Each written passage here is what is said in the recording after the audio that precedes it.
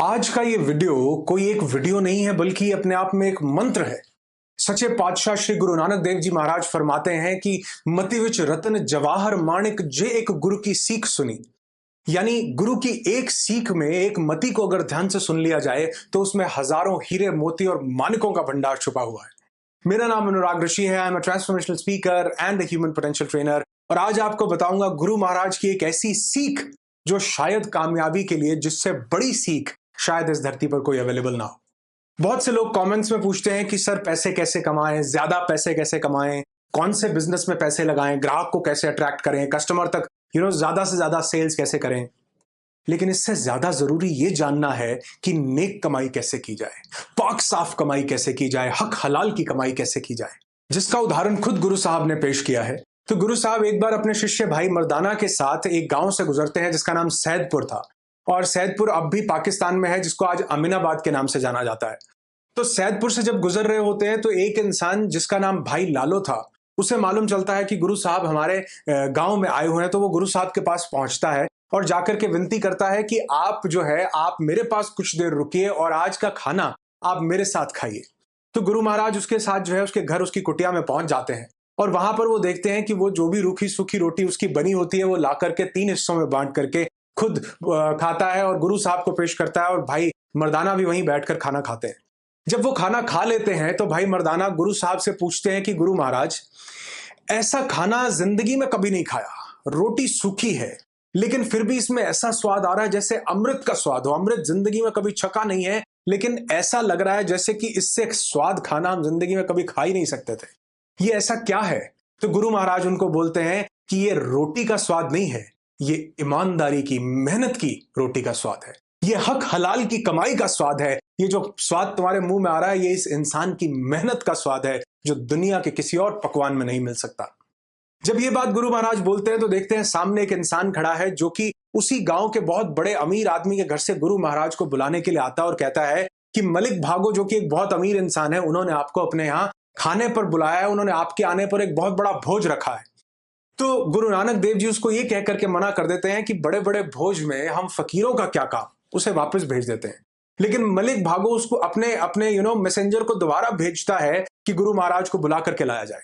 तो जब गुरु महाराज उनके बहुत ज्यादा आग्रह करने पर उस मलिक भागो के घर जाते हैं तो मलिक भागो कहता है कि आप इस गरीब के घर रूखी सूखी रोटी खा रहे हो, यहां मैंने 56 भोग बनवाए हैं, आप मेरे घर आकर खाना क्यों नहीं खाते हो, इसके घर क्यों खाना खा रहे हो। तो गुरु महाराज क्या करते हैं, गुरु महाराज भाई लालो के घर से उसकी रोटी मंगवाते हैं, उसे अपने एक हाथ में पकड़ते हैं और दूसरे हाथ में उस अमीर मलिक भागो को बोलते हैं कि तुम अपनी ये जो पूरी पकवान तुमने बनाए हैं ये मुझे पकड़ाओ। और जब वो उसे पकड़ाते हैं तो दोनों हाथों को जब वो ये निचोड़ते हैं तो वो दिखाते हैं कि ये जो सूखी रोटी है उसमें से दूध टपकने लगता है और मलिक भागो की रोटी में से खून टपकने लगता है। वो एक छोटा सा मैसेज यहां पर देते हैं कि ये जो मेहनत की कमाई है, हक हलाल की कमाई है, उसमें से दूध निकलने का मतलब है कि ये दूध की तरह सफेद, पाक और साफ है। और ये जो तुम्हारी कमाई है ये खून की तरह रक्त रंजित है, जो दूसरों को धोखा दे करके, जो दूसरों को लूट करके, जो दूसरों को पागल बना करके कमाई गई है। तो गुरु महाराज यहां पर एक छोटा सा मैसेज देना चाहते हैं कि पैसे कमाओ, लाख रुपए कमाओ, करोड़ों रुपए कमाओ, जितना पैसा कमाना है उतना पैसा कमाओ, लेकिन वो कमाई नेक होनी चाहिए। वो कमाई जो है रक्त रंजित ना हो, वो कमाई जो है साफ सुथरी हो, पाक साफ हो, मेहनत की हो, ईमानदारी की हो और हक हलाल की हो। तो यकीन मानना, अगर हम किसी आम इंसान को अपने घर खाने पर बुलाएं तो उसको हर पकवान अच्छा लगेगा, लेकिन किसी डिवाइन पावर को अगर हमने अपने घर खाने पर बुलाना है तो उसको वही कमाई अच्छी लगेगी जो मेहनत से की गई कमाई हो। एक छोटा सा उदाहरण गुरु साहब ने पेश किया कि एक बार वो अपने मीत के घर कहीं पर जाते हैं जो कि बहुत पैसे वाला, बहुत अमीर होता है। तो जब वो उसके घर जाते हैं तो वो वहां पर जाकर के ये देखते हैं कि उसने पैसे के ढेर लगा रखे, पैसा ही पैसा इकट्ठा कर रखा है, लेकिन उसके गांव में कुछ बीमारी फैली हुई है, वो उसके इलाज के लिए भी पैसे नहीं दे रहा है, वो अपने घर वालों को टाइम नहीं दे रहा है, वो लोगों के लिए कुछ भी नहीं कर रहा है, इवन अपनी फैमिली के लिए भी कुछ नहीं कर रहा है, सिर्फ और सिर्फ पैसे कमाए जा रहा है। जब ये गुरु महाराज देखते हैं तो वो उसको एक सुई देते हैं, छोटी सी सुई, और वो सुई दे करके उसको बोलते हैं कि जब कभी दोबारा मिले तो ये सुई मुझे वापस कर देना। वो सुई रख लेता है। थोड़ी देर के बाद उसकी वाइफ उस इंसान के पास भागती हुई आती है और कहती है कि ये सुई आपने क्यों रख ली? अगर कल को किसी को कुछ हो गया तो आप ये कहां सुई, किसको वापस करोगे, कैसे ढूंढोगे? तो वो फटाफट से वापस भागता है गुरु साहब के पीछे। गुरु साहब कहते हैं कि अभी तो मुझे 1 मिनट भी नहीं हुआ तुम्हारे घर से आए और तुम मेरे पीछे पीछे भाग कर आ रहे हो। तो वो कहता है कि जी ये मुझे समझ में आया है कि ये सुई जो है, अगर कल को मुझे कुछ हो गया तो मैं कौन से लोक में ये सुई लौटाऊंगा? तो गुरु महाराज कहते हैं किसी भी लोक में लौटा देना। तो वो इंसान बोलता है कि मरने के बाद ये सुई मैं साथ नहीं लेके जा सकता। तो गुरु महाराज से पूछते हैं क्या वाकई तुम ये सुई साथ में नहीं लेकर जा सकते हो? तो वो इंसान कहता है बिल्कुल, मैं तो यहां से कुछ भी साथ नहीं लेकर जा सकता हूं।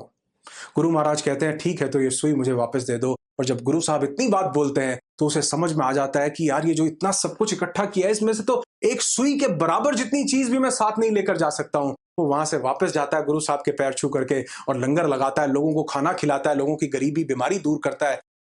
यहां पर एक सबसे बड़ा मैसेज जो दोबारा बोलना चाहूंगा, ये नहीं है कि पैसा अच्छा नहीं है। Money is the most beautiful thing on this planet earth.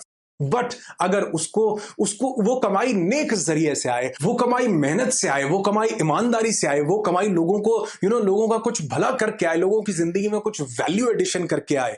गुरु बाणी कहती है कि चंगा नाम रखाऊ के जस कीरति जगले हो। यानी कमाई करो नेक पाक साफ, और वो नेक पाक साफ कमाई दूसरे के किसी नेक काम में भी लगनी चाहिए। पैसे कमाओ, पैसा कमाना बुरा नहीं है। माल बेचो जितना मर्जी महंगा बेचो, पर नकली ना बेचो। दवाई बेचो जितनी मर्जी महंगी बेचो, लेकिन उससे किसी की बीमारी ठीक होनी चाहिए, कोई मरना नहीं चाहिए। यानी कि काम कुछ भी करो, नशा करो, लेकिन नशा वो नहीं जो आपको अंधेरे में ले जाए। नशा करो नाम का, नाम खुमारी नानका चढ़ी रहे दिन रात। नशा करो नाम का, नशा करो काम का। इस चैनल पर मेरी यही कोशिश रहती है कि आपको बड़े से बड़ा नशा लगा दिया जाए, और वो नशा है कि आपको अपने काम का नशा हो जाए। वो नशा है कि आपको मेहनत की कमाई का नशा हो जाए। वो नशा है कि आपको अपने हायर पोटेंशियल तक पहुंचने का नशा हो जाए। गुरु महाराज ने जो सीख दी है कि नेक कमाई, पाक कमाई, साफ कमाई, यकीन मानना पैसे लाखों करोड़ों रुपए भी बेकार हो जाते हैं अगर वो नेक कमाई के ना हो, हक हलाल की कमाई के ना हो। जो कमाई है वो कागज के कुछ टुकड़े हो सकते हैं, लेकिन जो नेक कमाई है वो कागज के टुकड़ों से बहुत ऊपर है। उसमें पैसा इतना आएगा कि आप सोच भी नहीं सकेंगे, और उसके अलावा जो जो चैन की नींद आएगी, उसके अलावा जो लोगों की दुआएं आएंगी, उसके अलावा जो पीस ऑफ माइंड जिंदगी में आएगा, उसके अलावा जो सेहत जिंदगी में आएगी, उसका किसी भी दूसरी कमाई से कोई तोल मोल नहीं हो सकता। तो ये कोई कोई रिलीजियस मैसेज नहीं है। ये मैसेज हर जात पात, हर धर्म, हर मजहब के इंसान के लिए है, क्योंकि गुरु महाराज की जो भी लर्निंग्स हैं वो कोई भी इंसान अगर अपनी जिंदगी में उतारता है तो यकीन मानो लाइफ में इतनी बड़ी बड़ी ट्रांसफॉर्मेशंस हो सकती हैं जिसकी इंसान ने कभी कल्पना भी नहीं की होगी। गुरु महाराज के 550वें प्रकाश उत्सव पर ये मेरी तरफ से एक छोटी सी भेंट है कि गुरु महाराज का ये एक बहुत बड़ा मैसेज मैं आप तक पहुंचा पाया। उन डिवाइन सोल ने मुझे पावर दी कि ये मैसेज मैं आपके साथ शेयर कर सकूं, और इस मैसेज को हर उन इंसान तक पहुंचाना जो अपनी जिंदगी में आगे बढ़ना चाहता है, क्योंकि जिसने जिंदगी में नेक कमाई की उसकी जिंदगी में इससे बड़ी कमाई नहीं हो सकती। और याद रखना, अगर साथ में कुछ जाएगा वो सुई के बराबर की भी चीज नहीं होगी, लेकिन ये जो नेक कमाई है, जो दुआएं हैं, जो लोगों का प्यार है, जो आशीर्वाद है, ये हमारे साथ बहुत बहुत दूर तक जाने वाला है। आप अपना प्यार यूं ही बनाए रखिए, अपना आशीर्वाद यूं ही मुझ तक पहुंचाते रहें। आपकी जिंदगी खुशियों से भरी हो, ऐसी दुआ करता हूं।